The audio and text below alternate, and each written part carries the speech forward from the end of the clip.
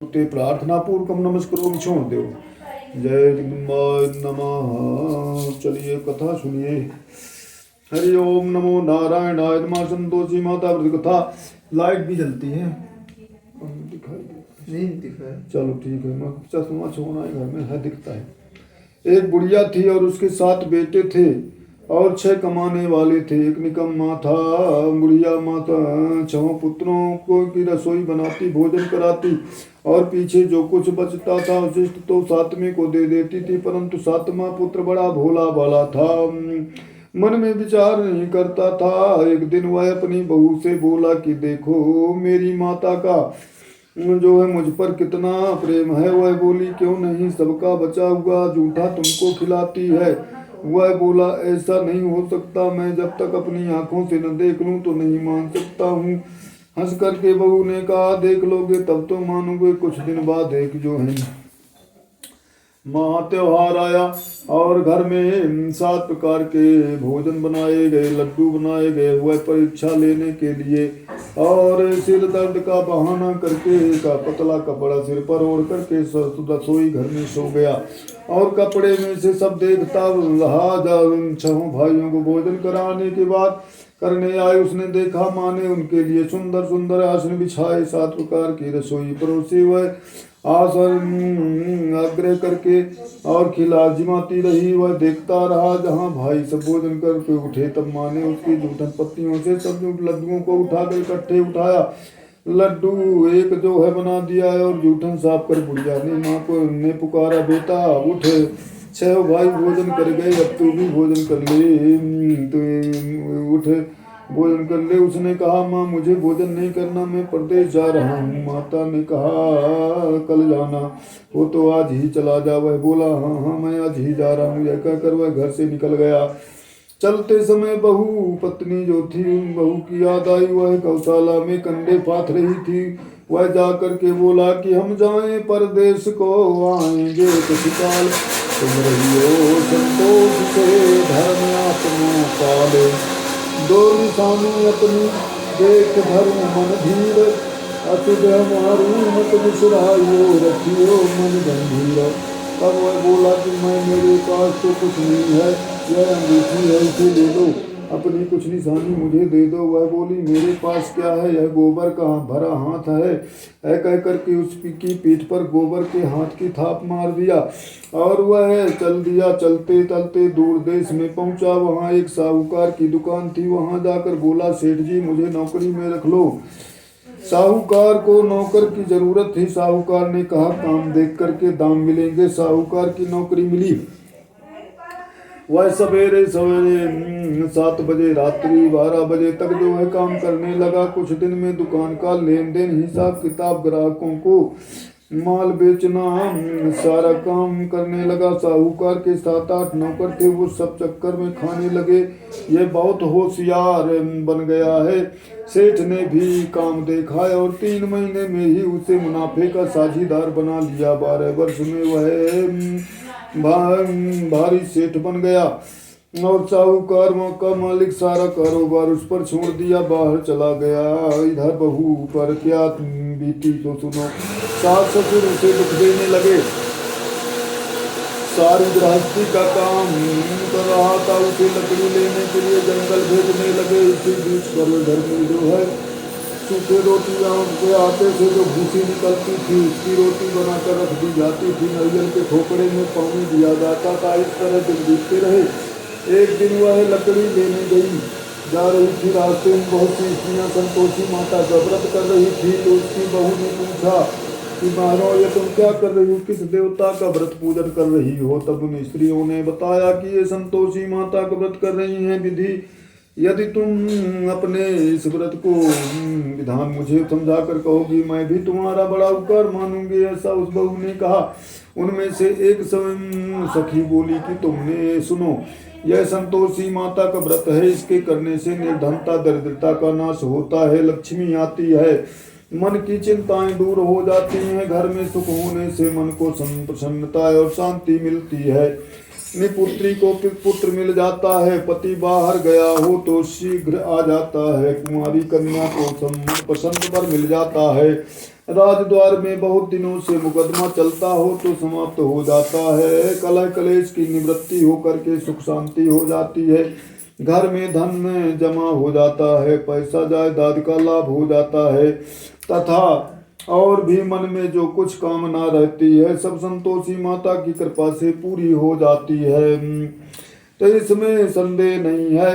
वह पूछने लगी, यह व्रत कैसे किया जाता है, यह भी बताओ तो बड़ी कृपा होगी। स्त्री कहने लगी कि देखो, 1.25 का गुड़ लेना, चना लेना, इच्छा हो तो 5.25 का ले लेना या 10.25 का भी सहूलियत के अनुसार लेकर के अब बिना परेशानी के श्रद्धा और प्रेम से जितना भी बन सके सबको सवाई लगा करके तुम 5.25 से 10.25 तथा इससे भी ज्यादा शक्ति हो संपत्ति के अनुसार गुड़ चना लेकर के शुक्रवार को निराहार रह करके कथा कहना सुनना, इसके बीच क्रम न टूटे और लगातार नियम पालन करना। सुनने वाला कोई न मिले तो घी का दीपक जलाकर उसके आगे और जल के पात्र को रख करके कथा कहना, परंतु नियम न टूटे।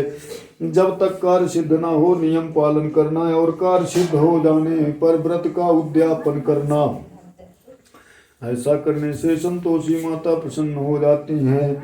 3 मास में माता पूरा फल प्रदान कर देती हैं। यदि किसी के खोटे काम ग्रह हों तो भी माता 1 वर्ष में अवश्य जो है कार्य सिद्ध करती हैं। कार्य सिद्ध होने पर ही उद्यापन करना चाहिए, बीच में नहीं करना चाहिए।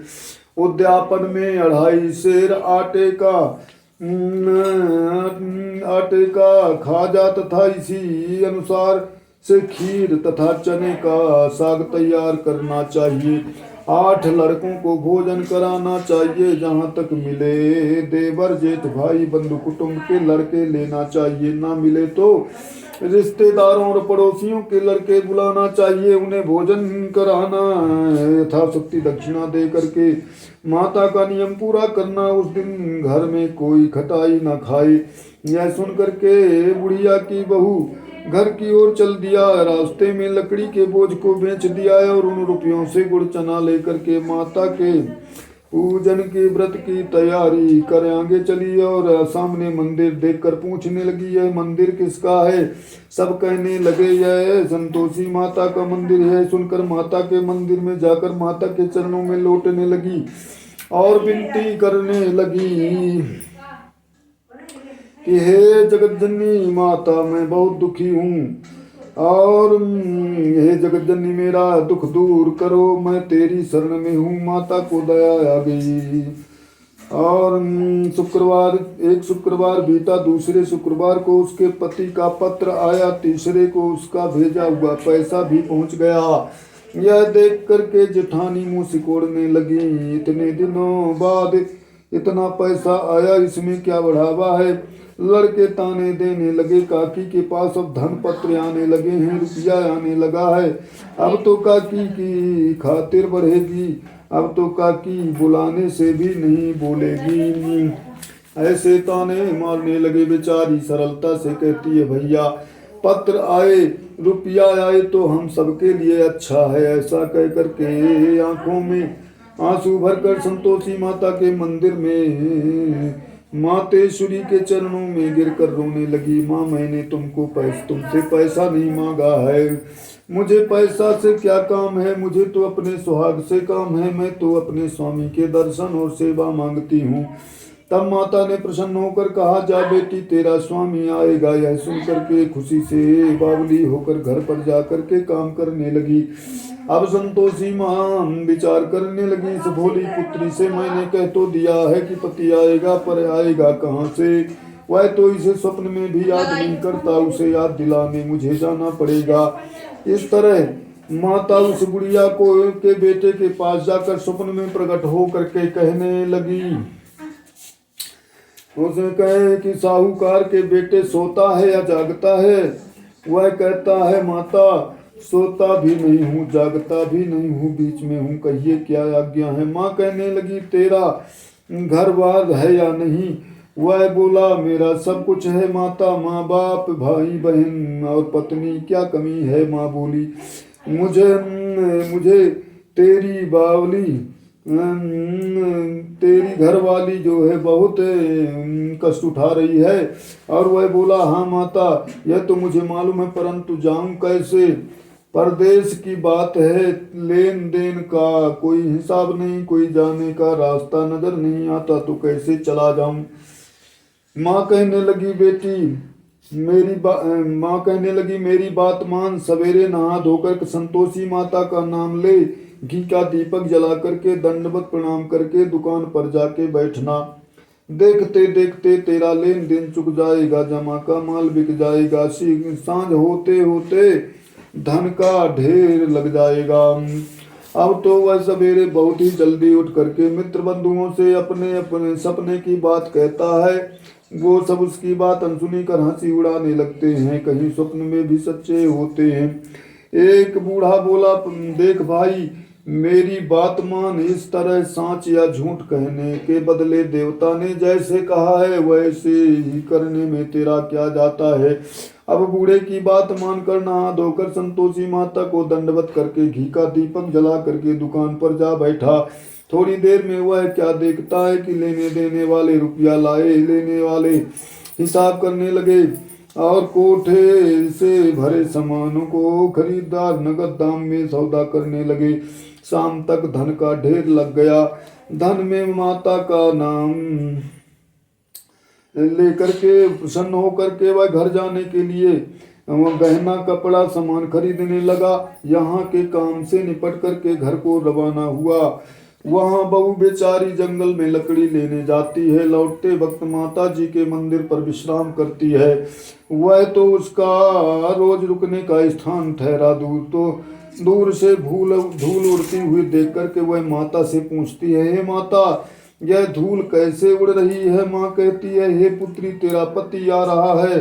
अब तू ऐसा कर, लकड़ियों के 3 बोझ बना, एक नदी में के किनारे रख दे, दूसरा मंदिर पर, तीसरा अपने सिर पर रख करके तेरे पति को लकड़ी का गट्ठा देख करके मोह पैदा होगा और वहाँ वह रुकेगा, नाश्ता पानी बना खा करके माँ से मिलने जाएगा। तू लकड़ी का बोझ उठा करके जाना और बीच में जो है बीच चौक में गट्ठा उठाकर 3 आवाजें जोर से लगाना, लो सासू जी लकड़ियों का गट्ठा लो, भूसी की रोटी दो और नारियल के खोपड़े में पानी दो, अब कौन मेहमान आया है। माँ की बात सुन करके वह बहुत अच्छा कह करके माता जी और बड़ी प्रसन्न मन होकर के लकड़ियों के 3 गट्ठे ले आई। एक नदी के तट पर रखा, एक माता के मंदिर पर रखा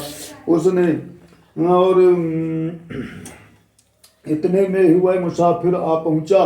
सूखी लकड़ी देख करके उसकी इच्छा हुई कि अब यहाँ निवास करें और भोजन बना करके खा पी कर गाँव चलें। इस प्रकार भोजन बनाकर विश्राम ले गांव को गया। उसी समय बहू सिर पर लकड़ी का गट्ठा लिए आती है। उसे आंगन में डाल करके जोर से 3 आवाज देती है, लो सासू जी लकड़ी का गट्ठा लो, भूसी की रोटी दो और नारियल के खोपड़े में पानी दो, आज कौन मेहमान आया है। यह सुनकर उसकी सास अपने दिए हुए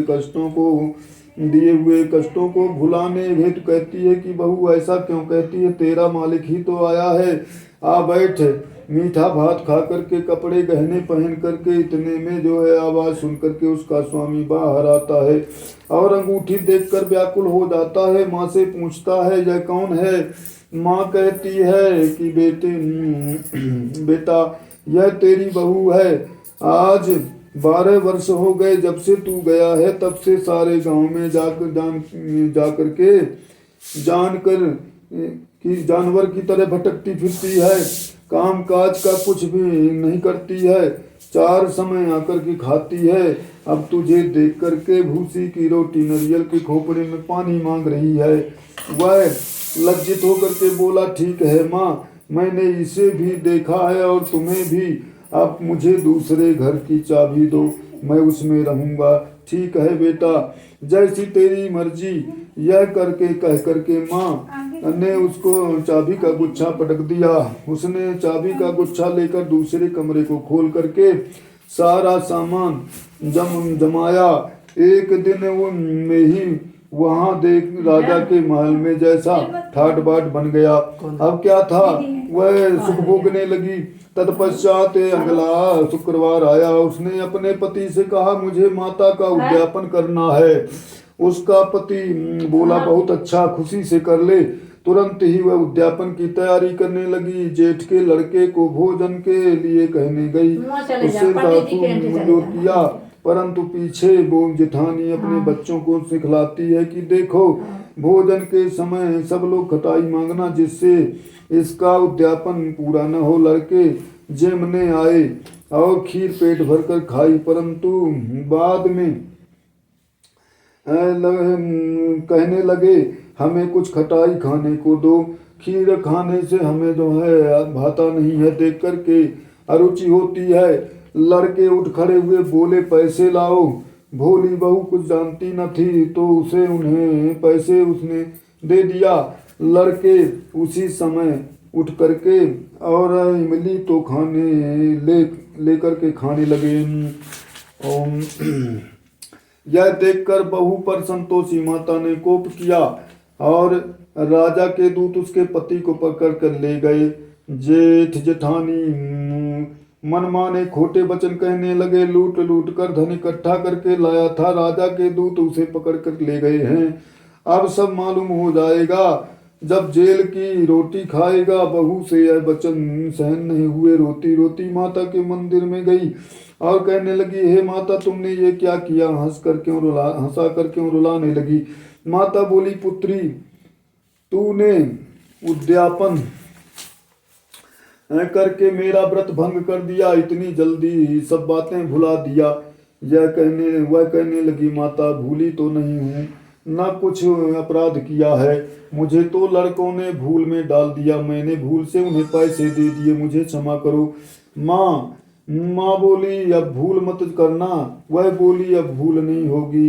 अब बताओ तो ये कैसे आएंगे? माँ बोली, पुत्री, जा, तेरा मालिक तुझे रास्ते में ही आता मिलेगा। वह निकली और रास्ते में पति आता मिला। उसने पूछा, तुम कहाँ गए थे? वह कहने लगा, इतना धन जो कमाया उसका टैक्स राजा ने मांगा था, वह भरने गया था। वह प्रसन्न होकर के बोली, भला हुआ, अब घर चलो। कुछ दिन बाद फिर शुक्रवार आया। वह बोली, मुझे माता का उद्यापन करना है। पति ने कहा, करो। वह फिर जेठ के लड़कों को भोजन कराने को कहने लगी। जेठानी ने एक दो बातें सुनाई और लड़कों को सिखा दिया कि तुम लोग पहले ही खटाई मांगना। लड़के खाना खाने से पहले कहने लगे, हमें खीर खाना नहीं भाता, हम जो जी बिगड़ता है, कुछ खटाई खाने को दो। बहू बोली, खटाई खाने को नहीं मिलेगी, खाना हो तो खाओ। यह कह करके ब्राह्मणों के लड़के ला करके भोजन कराने लगी। यथाशक्ति दक्षिणा की जगह एक एक फल उन्हें दिया और इसमें संतोषी माता प्रसन्न हो गई। माता की कृपा होते ही सब 9वें मास उसको चंद्रमा के समान सुंदर पुत्र प्राप्त हुआ। पुत्र को लेकर प्रतिदिन माता जी के मंदिर में जाने लगी। माँ ने सोचा कि रोज आती है, आज क्यों ना मैं इसके घर चलूं, इसका आसरा देखूं।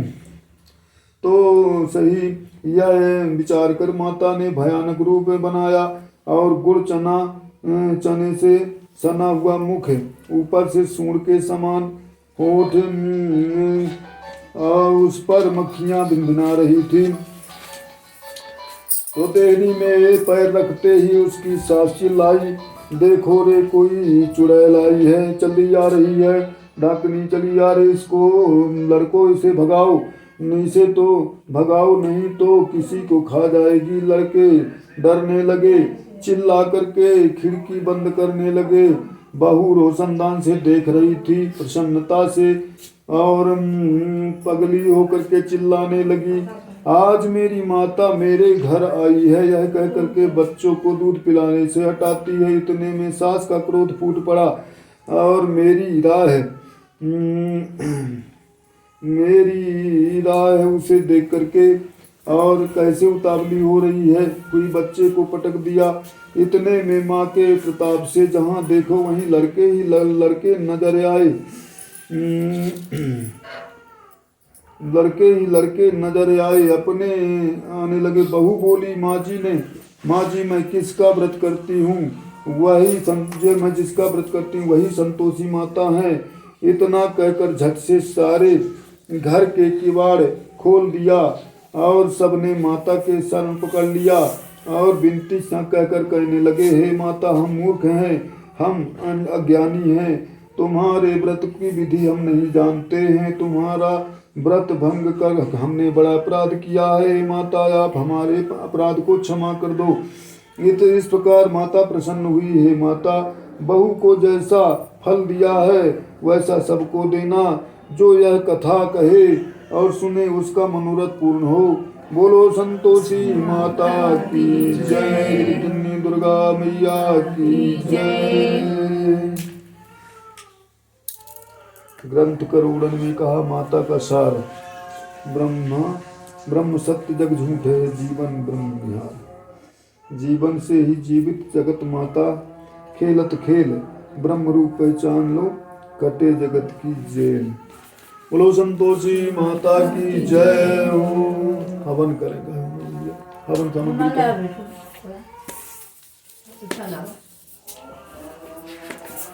हवन यही है ना। हवन करेंगे वो आदि यार, हवन करने वाला नहीं। माता को भोग लगाने की विधि इसमें लिखा है, भोग लगाओ मैया। यही पढ़ा करी थी अपना हमसे नहीं बना था, लड़का भी पढ़ रही है। देसी दो नहीं था, बहुत पढ़ा बात चल रही है। हाँ नाती आती है। हाँ नाती है। अब बहन भी है, मैं आज 8 रोज भी। हाँ और चावल फूल लेके 8 भी आज शनिवार का भी। अच्छा अच्छा, आज शुक्रवार है, 7 शुक्रवार। चलिए अच्छी बात। अग्नि मिले पड़ूते बाम कर देवाया साथी अग्नि देवता भ्यो नमः, नीचे रख दो अग्नि जल घुमा, कटोरी दे देना बेटू। अग्नि मिल देवता जल घुमा दो इससे। अग्नि देवता भ्यो नमः, टीका लगा दो। सर्वोपचारार्थी चंद्रम गंधाभ्युत पुष्पाणि पूजयामि, अग्नि देवता भ्यो नमः। इसमें सब थोड़ा थोड़ा टोट डालो ना, जो हवन करना है। यही मम्मी डालो, थोड़ा घी डालो 1 चम्मच। घी डाल देना।